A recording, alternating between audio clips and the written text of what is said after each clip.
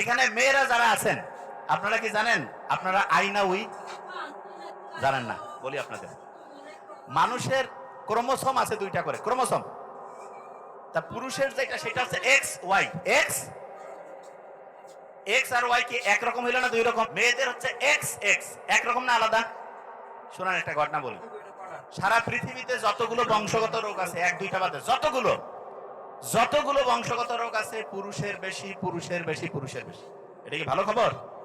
কি কারণে দেখেন, পুরুষের যদি একটা এক্স ক্রোমোজোমে ডিস্টার্ব হয়, ধরা যাক এটা হচ্ছে এক্স ক্রোমোজোম, এটা হচ্ছে ওয়াই, এটা যদি ডিস্টার্ব হয়, এই ওয়াইটাকে চিনে না, একে হেল্প করে না, এই শেষ।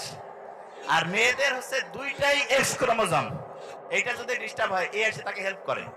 এই হেল্প করার কারণে সারা দুনিয়ায় বংশগতিক যত রোগ আছে মেয়েদের কম, মেয়েদের আয়ু বেশি, রোগ প্রতিরোধ ক্ষমতা বেশি। এই যে করোনা হয়েছে সারা